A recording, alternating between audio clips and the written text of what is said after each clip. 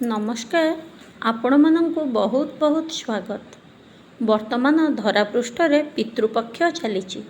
କୁହାଯାଏ ପିତୃପକ୍ଷର ଗୋଟେ କାହାଣୀ ରହିଛି ବା ଧର୍ମଶାସ୍ତ୍ର ନିୟମ ମଧ୍ୟ ରହିଛି। ଏହି ପିତୃପକ୍ଷର କାହାଣୀ ବା କଥା ଯେଉଁ ଲୋକ ଶୁଣିବ ତାର ସମସ୍ତ ପିତୃଦୋଷ ନଷ୍ଟ ହେଇଯିବ। ତା ଜୀବନରେ ଯଦି କାଳସର୍ପ ଦୋଷ, ପିତୃଦୋଷ, ଗ୍ରହ ଦୋଷ, ରିଷ୍ଟ କିଛି ବି ଅରିଷ୍ଟ ଚାଲିଥିବ ସବୁ ସହଜରେ ଖଣ୍ଡନ ହେଇଯିବ।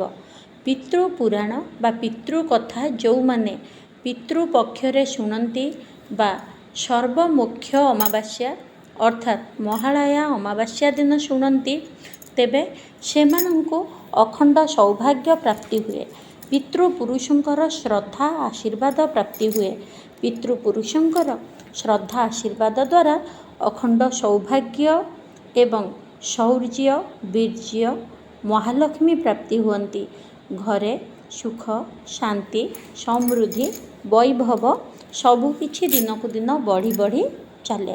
ପିତୃପକ୍ଷର ଏଇ କଥା ବା ପୁରାଣ ବା କାହାଣୀ ଯେଉଁମାନେ ଶୁଣନ୍ତି ପିତୃଙ୍କ ଆଶୀର୍ବାଦରୁ ସେମାନଙ୍କୁ ଭଲ କନ୍ୟାରତ୍ନ ପ୍ରାପ୍ତି ହୁଏ, ଭଲ ସଂସାର ପ୍ରାପ୍ତି ହୁଏ ବା ଭଲ ପୁତ୍ର ମଧ୍ୟ ପ୍ରାପ୍ତି ହୁଅନ୍ତି। ଏହା ଛଡ଼ା ସେମାନଙ୍କୁ ଭଲ ସଂସ୍କାର ପ୍ରାପ୍ତି ହେଇଥାଏ।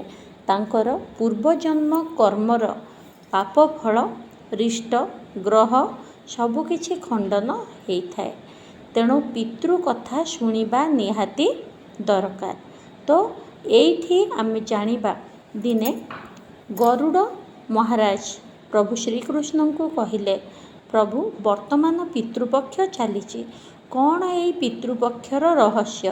ପିତୃପକ୍ଷରେ କାହିଁକି ଏଭଳି ପୂଜା ଅର୍ଚ୍ଚନା ଶ୍ରାଦ୍ଧ କରାଯାଉଛି?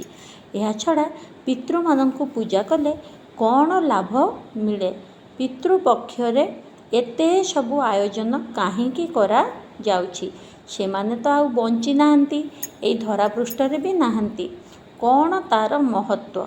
ସେତେବେଳେ ପ୍ରଭୁ ଶ୍ରୀକୃଷ୍ଣ କହିଲେ, ଗରୁଡ଼ ଦେବ ଶୁଣ, ପିତୃ କଥା କ'ଣ, ପିତୃ ପୁରାଣ କ'ଣ, ପିତୃମାନଙ୍କୁ ପୂଜା କଲେ କ'ଣ ସବୁ ଲାଭ ମିଳେ ଏବଂ କେଉଁ ଭଳି ଯଶ କୀର୍ତ୍ତି ବୃଦ୍ଧି ହୁଏ, ଧନ ସମ୍ପତ୍ତି ପ୍ରାପ୍ତି ହୁଏ, ଅଖଣ୍ଡ ସୌଭାଗ୍ୟ ମଣିଷକୁ ପ୍ରାପ୍ତି ହୁଏ, ସେ କଥା ଆଜି ମୁଁ ତୁମକୁ କହୁଛି।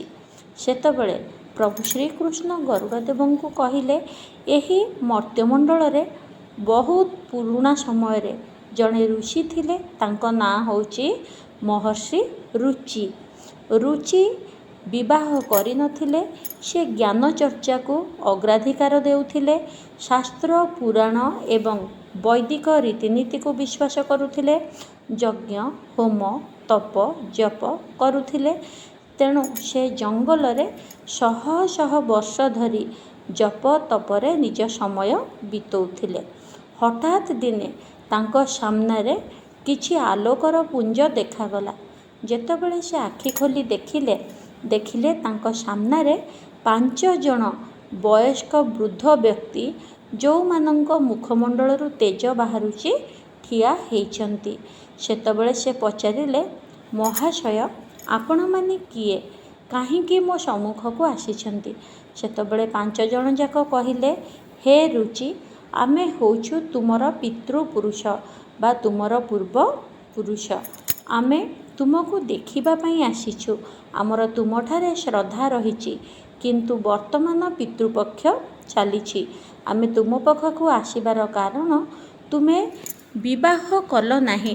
ବର୍ତ୍ତମାନ ତୁମର ସମୟ ବିତି ଯାଇଛି। ବିବାହ କଲ ନାହିଁ, ସନ୍ତାନ ମଧ୍ୟ ଜନ୍ମ କଲ ନାହିଁ।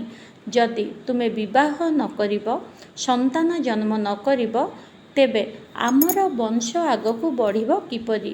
ଏହିଠାରେ ହିଁ ଆମର ବଂଶ ଶେଷ ହେଇଯିବ, ଯାହାକି ଆମ ପାଇଁ ବହୁତ କଷ୍ଟଦାୟକ ଏବଂ କରୁଣକର ଘଟଣା।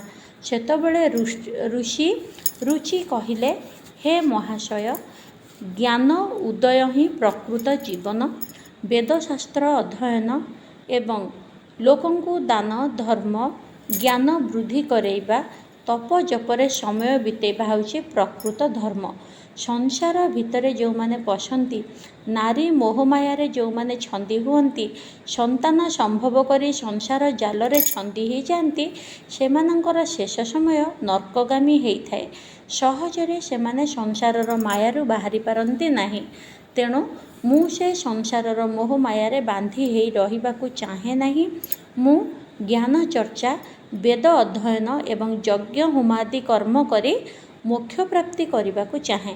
ସେତେବେଳେ ପିତୃଗଣ କହିଥିଲେ, ଦେଖ ରୁଚି, ଶାସ୍ତ୍ର କହିଛି ସଂସାରରେ ଜନ୍ମ ହେଇ ବିବାହ କରି ନିଜ ବଂଶକୁ ଆଗକୁ ବଢ଼େଇକି ଯିଏ ସତ୍କର୍ମ କରେ, ସଂସାରରେ ରହି ବେଦଶାସ୍ତ୍ର ପାଠ କରେ ଏବଂ ଜ୍ଞାନ ଅର୍ଜନ କରେ, ତାହା ଦ୍ୱାରା ତାର ଅନ୍ତଃକରଣ ଶୁଦ୍ଧ ହୁଏ। ସେ ଦେବଲୋକ ପ୍ରାପ୍ତ ହୁଏ, ପିତୃଲୋକ ପ୍ରାପ୍ତ ହୁଏ ଏବଂ ଅଖଣ୍ଡ ସୌଭାଗ୍ୟ ପ୍ରାପ୍ତି ହେବା ସାଙ୍ଗେ ସାଙ୍ଗେ ଶେଷ ସମୟରେ ମୋକ୍ଷ ମଧ୍ୟ ପ୍ରାପ୍ତି ହୁଏ। କିନ୍ତୁ ସଂସାରରେ ଜନ୍ମ ହୋଇ ଯିଏ ସାଂସାରିକ କାର୍ଯ୍ୟକୁ ହୀନ ମନେ କରେ, ସାଂସାରିକ କାର୍ଯ୍ୟକୁ ଗ୍ରହଣ କରେ ନାହିଁ, ତାକୁ ଇହ ଜନ୍ମ, ପରଜନ୍ମ, ଦେବଲୋକ, ପିତୃଲୋକ କେଉଁଠାରୁ ମଧ୍ୟ ଶାନ୍ତି ମିଳେ ନାହିଁ। ପ୍ରତ୍ୟେକ ଜାଗାରେ ଅଭିଶାପ ହିଁ ପ୍ରାପ୍ତି ହୁଏ। ତା ଛଡ଼ା ଯଦି ଆମର ବଂଶ ଆଗକୁ ନ ବଢ଼ିବ, ଆମର ମନ କଷ୍ଟ ହେବ, ଆମର ଆତ୍ମା ଅତୃପ୍ତ ହେବ। ଆତ୍ମା ଅତୃପ୍ତ ହେଲେ ଆମମାନଙ୍କୁ ମୋକ୍ଷ ମିଳିବ ନାହିଁ ଏବଂ ଆମ ଅଭିଶାପରେ ତୁମେ ଯେତେ ଜପ, ତପ, ଧର୍ମ, କ୍ରିୟା, କର୍ମ କଲେ ମଧ୍ୟ ଦିନକୁ ଦିନ ପତିତ ହେଇ ଚାଲିବ, ତୁମର ଧର୍ମହାନି ହେବ, ଶେଷରେ ତୁମେ ନର୍କଗାମୀ ହେବ। ତେଣୁ ଆମ ଇଚ୍ଛାକୁ ପୂରଣ କରିଦିଅ। ଏକଥା କହି ପିତୃପୁରୁଷ ଉଭାନ ହେଇଗଲେ। ମହର୍ଷି ରୁଚି ମନେ ମନେ ଦୁଃଖ କଲେ, ଯଦି ପିତୃମାନଙ୍କର ଇଚ୍ଛା ମୁଁ ପୂରଣ ନ କରେ, ତେବେ ସେମାନେ ତ ମୋକ୍ଷ ପାଇବେ ନାହିଁ, ମୁଁ ମଧ୍ୟ ନର୍କଗାମୀ ହେବି। ତେଣୁ ସେ ଗୋଟେ କନ୍ୟା ଖୋଜିକି ବିବାହ କରିବା ପାଇଁ ଆଗକୁ ଆଗକୁ ଖୋଜି ଚାଲିଲେ।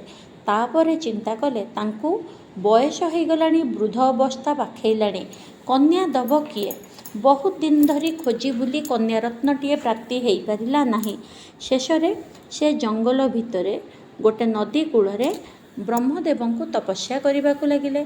ବ୍ରହ୍ମଦେବ କହିଲେ, ଦେଖ ରୁଚି, ତୁମ ତପସ୍ୟାରେ ମୁଁ ପ୍ରସନ୍ନ ହେଇଛି। ଏବେ ଶୁଣ, ତୁମେ ବର୍ତ୍ତମାନ ପିତୃପକ୍ଷ ଚାଲିଛି, ତୁମେ ପିତୃମାନଙ୍କର ଆରାଧନା କର। ପିତୃ ସନ୍ତୁଷ୍ଟ ହେଲେ ତାଙ୍କ ଆଶୀର୍ବାଦରୁ ତୁମକୁ ସୁନ୍ଦର, ଗୁଣବାନ ଏବଂ ସୁରୁଚି କନ୍ୟାଟିଏ ମିଳିବ। ଏହି କଥା କହି ବ୍ରହ୍ମଦେବ ତାପରେ କହିଲେ, ଯେହେତୁ ତୁମେ ବିବାହ କରିବ, ତୁମେ ପ୍ରଜାପତି ହେବ। ତୁମରି ବଂଶ ବୃଦ୍ଧି ହେଇ ସୃଷ୍ଟିରେ ବିଭିନ୍ନ ପ୍ରକାରର ରୀତିନୀତି ଚାଲିଚଳନ ଚାଲିବ ଏବଂ ଜନସମାଜ ବୃଦ୍ଧି ହେବ। ତେଣୁ ଆଜିଠୁ ତୁମେ ପ୍ରଜାପତି ହେଇଯିବ। ଏଇ କଥା କହି ବ୍ରହ୍ମଦେବ ଉଭାନ ହେଇଗଲେ। ଋଷି ରୁଚି ସେହି ନଦୀ କୂଳରେ ବସି ପିତୃପୁରୁଷଙ୍କର ଆବାହନ କରି ବିଭିନ୍ନ ସ୍ତୋତ୍ର ମନ୍ତ୍ର ଦ୍ୱାରା ତାଙ୍କୁ ପ୍ରସନ୍ନ କରିବାକୁ ଲାଗିଲେ। ପିତୃପୁରୁଷଙ୍କର 31 ପ୍ରକାର ଭାଗ ରହିଛି। ପିତୃପୁରୁଷଙ୍କର 31 ଭାଗକୁ ସିଏ ବିଭିନ୍ନ ସ୍ତୁତି ଦ୍ୱାରା ଆବାହନ କଲେ ଏବଂ ବା ପିତୃପୁରୁଷଙ୍କର 31 ଗଣ ରହିଛନ୍ତି। ସେହି 31 ଗଣକୁ ଋଷି ରୁଚି ବିଭିନ୍ନ ଶ୍ଲୋକ ସ୍ତୁତି ମାଧ୍ୟମରେ ଆବାହନ କଲେ ଏବଂ ତାଙ୍କୁ ସ୍ୱାଧା ସ୍ୱାହା ରୂପରେ ଆହୁତି ଦେଇ ଦେବତାଙ୍କୁ ପ୍ରଥମେ ସନ୍ତୁଷ୍ଟ କଲେ, ଦ୍ୱିତୀୟରେ ପିତୃଗଣଙ୍କୁ ସନ୍ତୁଷ୍ଟ କଲେ। ଦେବତାଙ୍କ ପାଇଁ ସ୍ୱାହା, ପିତୃମାନଙ୍କ ପାଇଁ ସ୍ୱାଧା। ଏହି ଦୁଇ ହୋମଯଜ୍ଞ ସହ ତପସ୍ୟା କରିକି ଶେଷରେ କ'ଣ ହେଲେ ନା, ପିତୃଗଣ ସନ୍ତୁଷ୍ଟ ହେଇଗଲେ। ସେମାନେ ଆସି ପୁଣି ତାଙ୍କ ସାମ୍ନାରେ ଆବିର୍ଭାବ ହେଲେ। ଋଷି ରୁଚି ସେହି ନଦୀ କୂଳରେ ବସି ଦେବତାଙ୍କ ଉଦ୍ଦେଶ୍ୟରେ ସ୍ୱାହା ଯଜ୍ଞ ଏବଂ ପିତୃପୁରୁଷଙ୍କ ଉଦ୍ଦେଶ୍ୟରେ ସ୍ୱାଧା ଯଜ୍ଞ କଲେ। ଏହି ସ୍ୱାହା ସ୍ୱାଧା ଯଜ୍ଞ ସହ ବିଭିନ୍ନ ମନ୍ତ୍ର ଦ୍ୱାରା ପିତୃପୁରୁଷଙ୍କୁ ଆବାହନ କଲେ। ପିତୃପୁରୁଷ ସେଥିରେ ଶାନ୍ତି ହେଇ ବହୁତ ଖୁସିରେ ଆସି ରୁଚିଙ୍କ ସାମ୍ନାରେ ଆବିର୍ଭାବ ହେଲେ ଏବଂ କହିଲେ, ପୁତ୍ର ରୁଚି, ତୁମେ ତୁମ ପୂଜା, ମନ୍ତ୍ର, ଜପ, ତପରେ ଆମକୁ ପ୍ରସନ୍ନ କରିଛ। ଏବେ ଆମେ ତୁମକୁ ଆଶୀର୍ବାଦ କରୁଛୁ। ଋଷି ରୁଚି କହିଲେ, ହେ ପିତୃଦେବ, ମୋତେ କନ୍ୟାଟିଏ ମିଳିନାହିଁ ବିବାହ କରିବା ପାଇଁ। ଆପଣଙ୍କ ଇଚ୍ଛା ପୂରଣ କରିବାକୁ ହେଲେ କନ୍ୟାରତ୍ନଟିଏ ନିହାତି ଦରକାର। ସେତେବେଳେ ପିତୃପୁରୁଷମାନେ କହିଲେ, ଠିକ୍ ଅଛି ରୁଚି, ଆମେ ଏଇନା ତୁମକୁ ଆଶୀର୍ବାଦ କରି ଚାଲି ଯାଉଛୁ। ଆମେ ଯିବା କ୍ଷଣି ତୁମକୁ ସାଙ୍ଗେ ସାଙ୍ଗେ ଅତି ସୁନ୍ଦରୀ, ଦୟାବତୀ ଏବଂ ଧର୍ମକୁ ଅବଲମ୍ବନ କରୁଥିବା ସୁନ୍ଦରୀ ନାରୀଟିଏ ମିଳିବ। ତାକୁ ବିବାହ କରି ତୁମର ବଂଶ ବୃଦ୍ଧି ହେବ। ଏହା ଛଡ଼ା ତୁମର ତାଙ୍କଠାରୁ ଯେଉଁ ପୁତ୍ର ଜାତ ହେବ ତାଙ୍କର ନାମ ରୋଚ୍ୟ ହେବ ଏବଂ ବହୁ ସୁନ୍ଦର, ବଳଶାଳୀ, ସୁଶୀଳ, ଜ୍ଞାନବନ୍ତ ପୁତ୍ର ସନ୍ତାନ ତୁମକୁ ପ୍ରାପ୍ତି ହେବ। ଏହି କଥା କହି ପିତୃପୁରୁଷମାନେ ସେଠାରୁ ଉଭାନ ହେଇଗଲେ। ପିତୃପୁରୁଷଙ୍କ ଆଶୀର୍ବାଦରୁ ସଙ୍ଗେ ସଙ୍ଗେ ସେଠାରେ ଜଣେ ଗନ୍ଧର୍ବ କନ୍ୟା ଅପ୍ସରା ପ୍ରମିଚା ଆବିର୍ଭାବ ହେଲେ ଏବଂ ସେ କହିଲେ, ହେ ଋଷି ରୁଚି, ମୁଁ ଅପ୍ସରା। ମୋର ବରୁଣ ଦେବତାଙ୍କର ପୁତ୍ର ପୁଷ୍କରଙ୍କ ଦ୍ୱାରା ଗୋଟିଏ କନ୍ୟା ସନ୍ତାନ ଅଛି ଯାହାର ନାମ ମାନିନୀ। ତାକୁ ମୁଁ ତୁମ ସହ ବିବାହ ଦେବା ପାଇଁ ଚାହୁଁଛି। ତା ସହ ବିବାହ ହେବା ପରେ ତୁମକୁ ଗୋଟେ ଗୁଣବାନ, ଶକ୍ତିଶାଳୀ, ତେଜସ୍ୱୀ ପୁତ୍ର ସନ୍ତାନ ପ୍ରାପ୍ତି ହେବ ଯାହାର ନାମ ମନୁ ହେବ ଏବଂ ସେହି ମନୁର ବହୁତ ସନ୍ତାନ ବିଶ୍ୱବ୍ୟାପୀ ରହିବେ ଏବଂ ସେହିଠାରୁ ହିଁ ମଣିଷମାନଙ୍କର ସଂଖ୍ୟା ବଢ଼ି ବଢ଼ି ଯିବ। ସୃଷ୍ଟିରେ ସବୁ ପ୍ରକାର ବଂଶ ପ୍ରାଦୁର୍ଭାବ ବୃଦ୍ଧି ପାଇବ। ତେଣୁ ତୁମେ ମଧ୍ୟ ପ୍ରଜାପତି ବୋଲେଇବ। ଏଇ କଥା କହି ସିଏ ମାନିନୀକୁ ରୁଚିଙ୍କୁ ଦେଇ ଆବିର୍ଭାବ ହେଇଗଲେ। ଏହାପରେ କ'ଣ ହେଲା ନା ଋଷି ରୁଚି ମାନିନୀଙ୍କୁ ସସମ୍ମାନେ ବୈଦିକ ରୀତି ଅନୁସାରେ ବିବାହ କଲେ। ତାଙ୍କଠାରୁ ମନୁଙ୍କଠାରୁ ପ୍ରତ୍ୟେକ ମନୁଷ୍ୟ ବୃଦ୍ଧି ହେବାରେ ଲାଗିଲେ, ବଂଶ ବଢ଼ିବାକୁ ଲାଗିଲା। ପିତୃପୁରୁଷ ଶାନ୍ତି ହେଲେ। ବହୁତ ଆଶୀର୍ବାଦ ମଧ୍ୟ ରୁଚିଙ୍କୁ ମିଳିଲା ଏବଂ ତାଙ୍କ ପୁତ୍ର ମନୁଙ୍କୁ ମିଳିଲା। ସେମାନଙ୍କ ଆଶୀର୍ବାଦରୁ ସବୁ ପ୍ରକାର ସୌଭାଗ୍ୟ ଏବଂ ମୋକ୍ଷ ପ୍ରାପ୍ତି ହେଲେ। ଏଇଟା ହେଉଛି ପିତୃପକ୍ଷର କଥା ବା ପୁରାଣ। ପ୍ରଭୁ କୃଷ୍ଣ ଗରୁଡ଼ ଦେବତାଙ୍କୁ କହିଲେ, ଏବେ ଶୁଣିଲ ତ? ଆଉ ଗୋଟେ କଥା ମୁଁ କହୁଛି। ଏହି ପିତୃପକ୍ଷ ସମୟରେ ଯେକୌଣସି ମନୁଷ୍ୟ ଦେବତାଙ୍କ ଉଦ୍ଦେଶ୍ୟରେ ସ୍ୱାହା, ପିତୃପୁରୁଷଙ୍କ ଉଦ୍ଦେଶ୍ୟରେ ସ୍ୱାଧା ଆହୁତି ଦେବ, ଯଜ୍ଞ କରିବ, ପୂଜାପାଠ ହବନାଦି କରିବ, ତେବେ ପିତୃଦୋଷରୁ ମୁକ୍ତି ପାଇବ ଏବଂ ପିତୃମାନଙ୍କର ଆଶୀର୍ବାଦ ପାଇବ।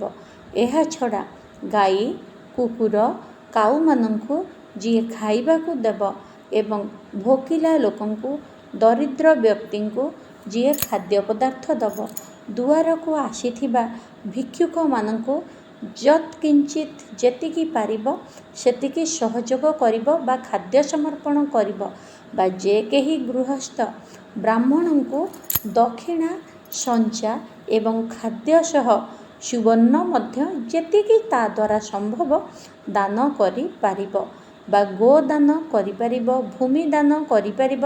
ଦେଖନ୍ତୁ, ଏସବୁ କୃଷ୍ଣ କହିବାର କଥା। ଏସବୁ ନିଜ ସାଧ୍ୟ ଅନୁସାରେ କରାଯିବ। କିଛି ବି ନହେଲେ ବ୍ରାହ୍ମଣ ଦେବତାଙ୍କୁ ଖାଦ୍ୟ ଦେଇ, ଦକ୍ଷିଣା ଦେଇ ଯିଏ ଶାନ୍ତି କରେଇ ପାରିବ। ଏବଂ ସବୁଠୁ ଶ୍ରେଷ୍ଠ ହେଉଛି ଜଳ ତର୍ପଣ। ଯିଏକି କୌଣସି ପୁଣ୍ୟ ଜଳ ଯେମିତିକି ଗଙ୍ଗା, ଗୋଦାବରୀ, ଗୟା ଏଇଭଳି ବା ପଞ୍ଚତୀର୍ଥ ବା ଆପଣଙ୍କର ମହୋଦଧି ଯେକୌଣସି ପୁଣ୍ୟ ଜଳ ଯେଉଁ ଜାଗାରେ ରହିଛି ସେହି ପୁଣ୍ୟ ଜାଗାରେ ଯିଏକି ନିଜ ହସ୍ତ ଆଞ୍ଜୁଳିରେ ପିତୃପୁରୁଷଙ୍କ ନାଁ ଧରିକି ତାଙ୍କ ଉଦ୍ଦେଶ୍ୟରେ ଜଳ ପ୍ରଦାନ କରିବ ବା ସେହି କୂଳରେ ତାଙ୍କ ନାମରେ ପିଣ୍ଡ ଶ୍ରାଦ୍ଧ ମଧ୍ୟ ଦେବ।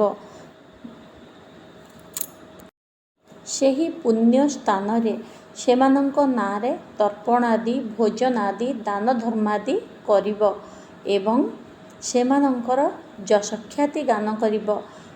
ସମ୍ପୂର୍ଣ୍ଣ ଭକ୍ତି ସହ ସେମାନଙ୍କ ପାଇଁ କ୍ରିୟା, କର୍ମ, କାଣ୍ଡର ବିଧିବିଧାନ କରାଇବ ଏବଂ ମୁଣ୍ଡ ନୁଆଁଇ ହୃଦୟ ସହକାରେ ତାଙ୍କୁ ପ୍ରଣାମ ଜଣେଇକି ତାଙ୍କର ଆଶୀର୍ବାଦ ନେବ।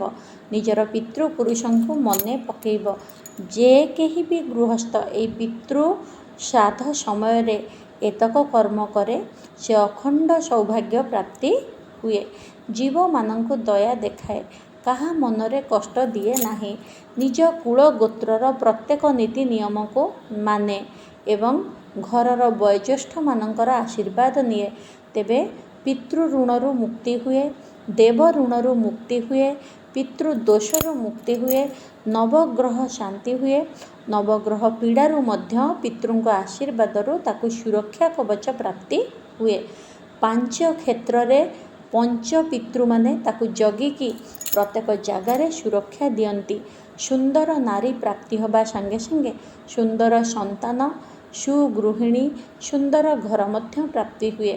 ତେଣୁ ପିତୃପୁରୁଷଙ୍କ ଆଶୀର୍ବାଦରୁ ଅଖଣ୍ଡ ସୌଭାଗ୍ୟ ପ୍ରାପ୍ତି ହେବା ସଙ୍ଗେ ସଙ୍ଗେ ତାଙ୍କ ଦୟା ଧର୍ମରୁ, ତାଙ୍କର କୃତକର୍ମରୁ, ତାଙ୍କ ଆଶୀର୍ବାଦରୁ ଶେଷରେ ମୋକ୍ଷ ପ୍ରାପ୍ତି ମଧ୍ୟ ଗୃହସ୍ଥକୁ ହେଇଥାଏ।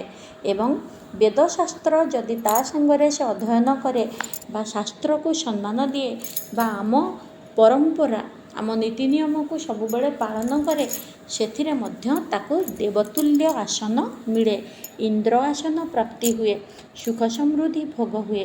ତେଣୁ ଏସବୁ ପିତୃକର୍ମ କରିବା ପ୍ରତ୍ୟେକ ସାଂସାରିକ ଲୋକର ନିହାତି ବିଧି ଓ ନିୟମ। ଏହି କଥା ପ୍ରଭୁ ଶ୍ରୀକୃଷ୍ଣ ଗରୁଡ଼ ଦେବଙ୍କୁ କହିଥିଲେ। ଆଶା କରୁଛି ଏହି ପିତୃପକ୍ଷରେ ଯେଉଁମାନେ ମୋର ମା' ମାନେ, ଭାଇମାନେ, ବନ୍ଧୁମାନେ ଯିଏ ବି ଏହି ପିତୃ କଥା ଶୁଣିଛନ୍ତି ସମସ୍ତଙ୍କୁ ଅଖଣ୍ଡ ସୌଭାଗ୍ୟ ପ୍ରାପ୍ତି ହେବ। ସମସ୍ତେ ଶୌର୍ଯ୍ୟବାନ ବୀର୍ଯ୍ୟବାନ ହେବେ। ସମସ୍ତେ ଏକନିଷ୍ଠ ହୋଇକି ଘରେ ସ୍ନେହ ପ୍ରେମରେ ସଂସାର କରିବେ। ଜୟ ପିତୃଦେବ। ନିଶ୍ଚିନ୍ତ ଭାବରେ ଜୟ ଶ୍ରୀକୃଷ୍ଣ ଲେଖନ୍ତୁ, ଜୟ ମା ମହାଲକ୍ଷ୍ମୀ ଲେଖନ୍ତୁ। ଦେଖା ହେବା ନେକ୍ସଟ ଭିଡ଼ିଓରେ। ଚ୍ୟାନେଲକୁ ସବସ୍କ୍ରାଇବ୍ କରନ୍ତୁ, ଲାଇକ୍ କରନ୍ତୁ, ସେୟାର କରନ୍ତୁ।